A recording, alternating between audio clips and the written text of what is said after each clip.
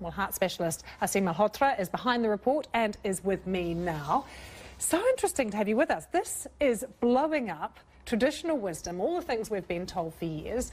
What is the point then? The reality, Lucy, is that decades of advice to lower blood cholesterol through reducing saturated fat in the diet and also the use of drugs has failed to eradicate, if you like, the epidemic of heart disease. It's still one of the biggest killers in the Western world. And the reason for that is the focus has been misguided. It's been wrong, essentially.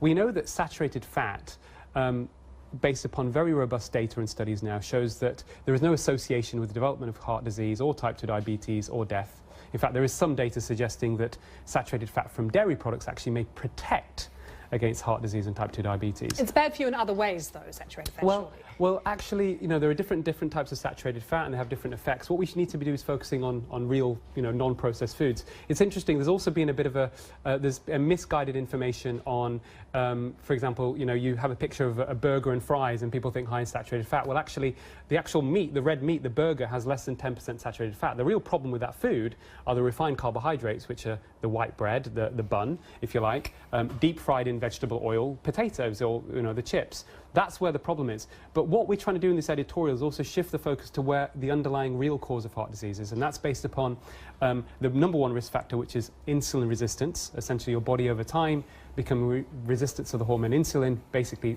foods that push up your glucose persistently, and also lifestyle factors such as sedentary lifestyle, which means lack of exercise. But you can solve these problems by simple changes such as walking just 30 minutes a day. And the third thing is stress. Stress has a big impact on heart disease, and we need to think more about how we cope with stress, getting better sleep. So if we shift the focus towards insulin resistance and inflammation, which is what causes the furring of the arteries in the first place, away from the obsession with lowering cholesterol, which hasn't, in good quality data, lowering cholesterol through diet has never benefited people either with established heart disease who haven't had it in reducing death rates or heart attacks, then we will be able to really combat at least 80% of heart disease. But why have we had this obsession then with lowering cholesterol? People got to get their cholesterol measured all the time. We buy things in the shops as well that say they promise to lower cholesterol. Is that part of the issue? It's the root cause of the problem, and because what's happened is we focused on this, food industry have come in, they've then started marketing low cholesterol foods loaded with sugar. We're now consuming too much sugar. It was based upon flawed science, basically. I think the original research had the best will and intentions to think that this would help, but it clearly hasn't to a significant degree.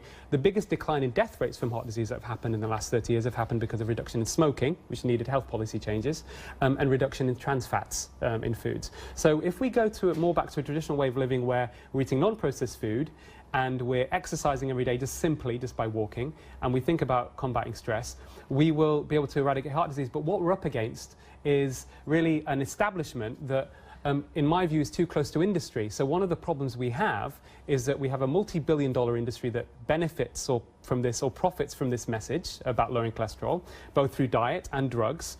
But that industry also has co-opted universities, influential scientists, even charities, to then give information which are based on half-truths.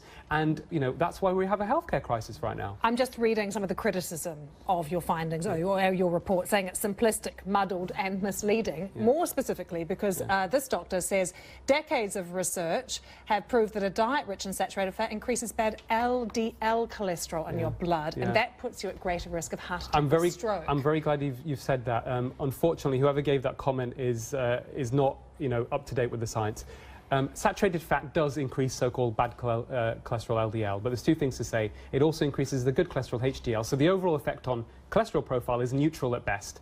The second thing to say is very interesting. I was involved in some research published last year which showed if you're over 60, high LDL, the so-called bad cholesterol, is not associated with heart disease and is inversely associated with mortality. In other words, you're less likely to die. The reason for that is cholesterol is a very vital molecule in the body. It's not just about the heart, it protects in the immune system as well. Great to have you with us. Mediterranean diet, no stress and exercise are the key messages. Very simple. Great to have you with us. Thank you.